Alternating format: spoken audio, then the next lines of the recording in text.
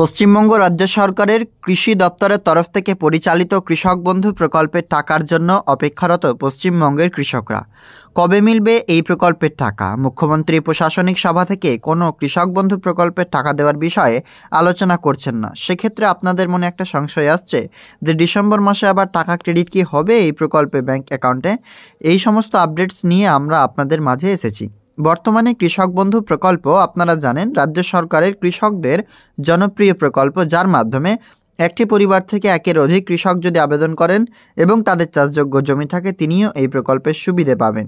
সে অনুযায়ী কৃষক বন্ধু প্রকল্পে প্রায় 1 কোটিরও বেশি উপভোক্তাগণ এই প্রকল্পে টাকা বর্তমানে পাচ্ছেন।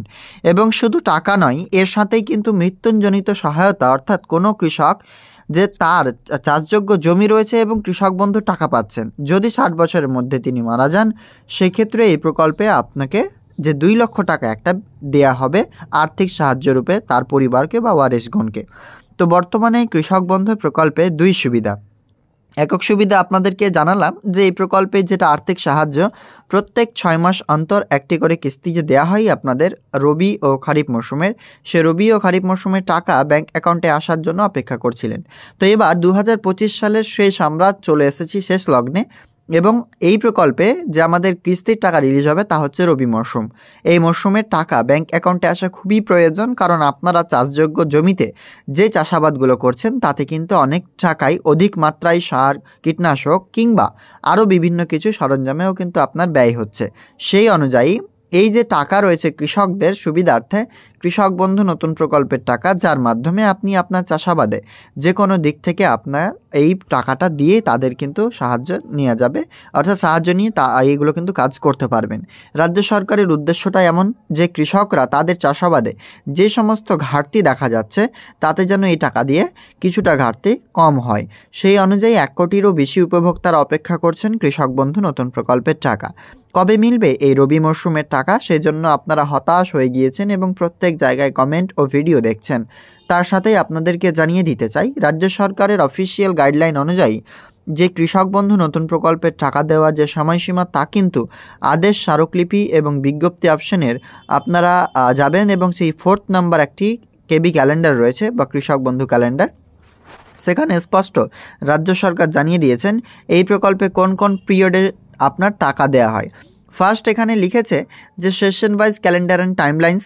খারিফ মরশুমের টাকা কিন্তু এপ্রিল থেকে নিয়ে সেপ্টেম্বর মাস পর্যন্ত দেওয়া হয়, এবং রবি মরশুমের টাকা অক্টোবর থেকে মার্চ মাসের মধ্যেই ব্যাংক অ্যাকাউন্টে ট্রান্সফার কিন্তু করে।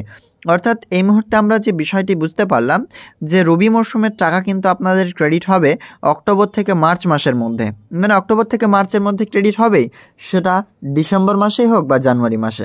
কিন্তু স্ট্যাটাস কি কথা বলবে, অর্থাৎ স্ট্যাটাসই কথা বলবে কবে আপনাদের টাকা দেবে। তো সেই অনুযায়ী kৃষকবন্ধু.wb.gov.in অফিসিয়াল ওয়েবসাইটে স্ট্যাটাস চেক করলে আপনারা প্রত্যেকেই দেখতে পাবেন যে এই মুহূর্তে স্ট্যাটাস প্রত্যেকের আপডেট হয়ে গেছে, এবং বেশ কয়েকদিন থেকেই কিন্তু আপনাদের অ্যাকাউন্ট ভ্যালিড হয়ে আছে। অর্থাৎ নভেম্বর মাসের শেষ দিক থেকেই কিন্তু কৃষকদের স্ট্যাটাস অ্যাকাউন্ট ভ্যালিড হয়ে বসে আছে, এবং তারপরেই রাজ্য সরকার যখনই দিনক্ষণ ঘোষণা করবেন, কোনো এক প্রশাসনিক সভা কিংবা নবান্ন সভাঘর থেকেই সরাসরি সহায়তা প্রদান করবেন পশ্চিমবঙ্গ রাজ্যের 1 কোটিরও বেশি কৃষকদেরকে। অর্থাৎ কৃষক বন্ধু নতুন প্রকল্পের যে আপডেট আমরা পাচ্ছি তা ডিসেম্বর মাসে টাকা ক্রেডিটের কথা, এবং সেটা কিন্তু কিছুটা লেট হলেও টাকা ব্যাংক অ্যাকাউন্টে ডিসেম্বর মাসেই আসবে। কৃষক বন্ধু প্রকল্পে আপনি একজন যোগ্য কৃষক হয়ে থাকলে অবশ্যই আপনি আপনার স্ট্যাটাস kৃষকবন্ধু.wb.gov.in অফিসিয়াল ওয়েবসাইটে আপনি চেক করে নেবেন, কারণ এই প্রকল্পের যাবতীয় কিছু স্ট্যাটাস সেখানে আপডেট হবে, এবং আধার লিঙ্ক রয়েছে কিনা, অ্যাকাউন্ট ভ্যালিড হয়েছে কিনা, এই বিষয়গুলো আপনি দেখে নেবেন। আর নতুন কৃষকদের কিন্তু স্ট্যাটাস আপডেট হলে টাকা পাবেন, নচেত পাবেন না। তো অবশ্যই দেখে নেবেন কেবিআইডি জেনারেট হয়েছে কিনা।